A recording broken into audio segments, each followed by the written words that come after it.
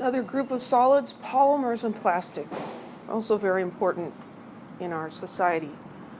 So polymers are long chain-like molecules. They have repeating units. Those units are called monomers. So mono meaning one, poly meaning many. There are natural polymers and synthetic man-made polymers. Natural polymers include starches, things like cellulose, proteins, and DNA. And so your body is composed of a lot of polymers. Synthetic polymers include things like PVC, styrofoam, nylon, plexiglass, a lot of different plastics. Most polymers are very durable because the longer molecules, there's a lot of monomers in one polymer molecule.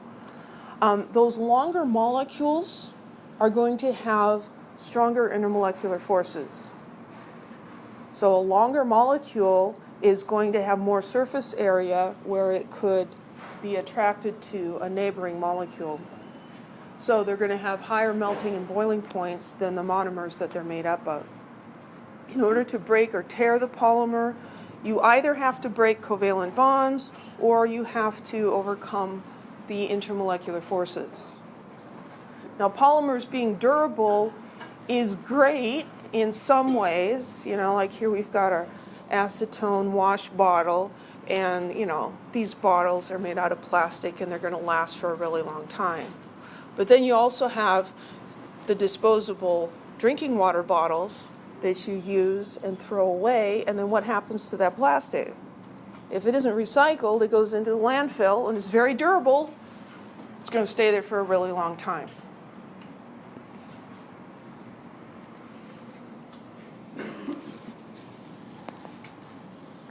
I don't expect you to memorize these different kinds of plastics, but I just want you to listen and just become familiar with it so that you have a clue. Basically, this is about getting a clue about what plastics are. So polyethylene, you've probably heard of that. It's one of the simplest synthetic polymers. And it's composed of ethene.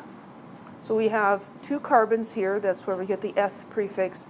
Ene means it's got a double bond. Another name for this is ethylene. And I'm sorry, there's two names for it. Can't help that. So this is the monomer, the individual piece. And those can be chemically reacted. When that happens, this double bond goes away and is replaced by a single bond with another carbon atom in a neighboring ethylene molecule. And so we get many ethylene molecules. It's called polyethylene. This is what's called an addition polymer. You take these monomers and you add them together, and in that process you don't lose any parts of the molecule. So this CH2, when those are combined, you're not losing any carbons or hydrogens. They're all going into the polymer. There's different kinds of polyethylene. High-density polyethylene does not have much branching. Most of the molecules are just long, squiggly molecules, and so they can line up and nestle together much easier, and so we get a high density, hence the name, high-density polyethylene. It has good strength and has good heat resistance because the intermolecular forces are stronger. HDPE is the plastic that's typically used in milk jugs. You can also have low-density polyethylene. There's more branching of those polymer units. So here we're showing a polymer, the polyethylene. This has no branching in it. Branching would mean you've got some pieces coming off here and here and here, and it's like a branch on a tree. It's got all these twigs coming off. If you've ever done yard work and pruned a tree and you've got all these branches, the branched things don't fit in the waste bin very well, right? Because they take up all this space. If you really want to get them in there, it's tedious, but if you cut all the branches off so that you just have individual sticks, then you can put those together very nicely. And so that's sort of the difference between high branching and no branching, is how close can they fit together.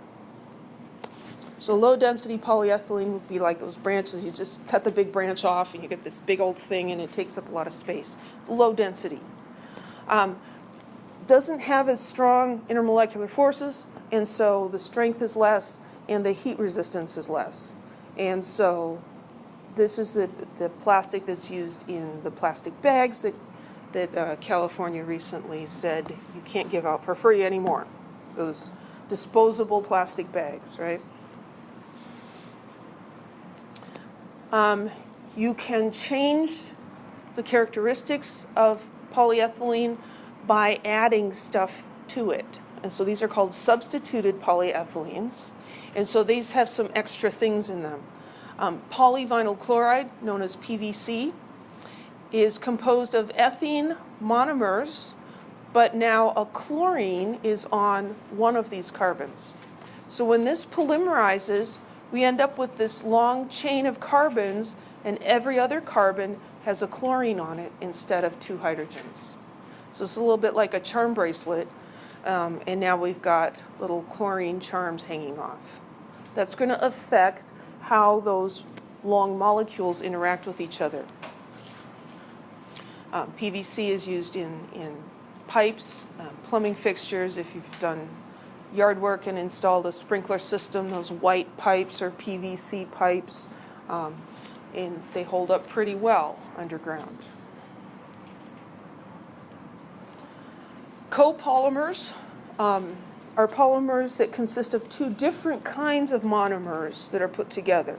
The ones we looked at before, PVC and polyethylene, there's just the one kind of monomer, and they're bonding together. Copolymers, nylon is an example.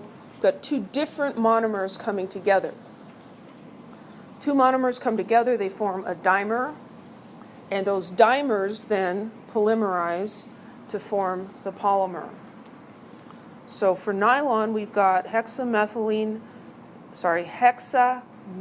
diamine and adipic acid, and those two combine to form this dimer.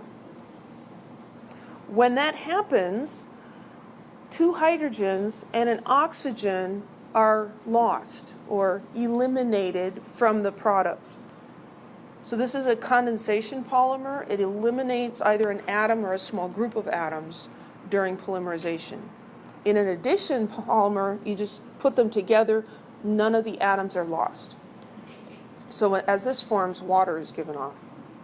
There's the H2O over here. So here is a table from your textbook showing some commercially important polymers. Talked about polyethylene, polypropylene. Now that it's a propyl group instead of an ethylene group. Polystyrene, polyvinyl chloride, that's the PVC. Condensation polymers, where you have two different monomers. You get polyurethane, polyester. This is a polyethylene terephthalate, and nylon.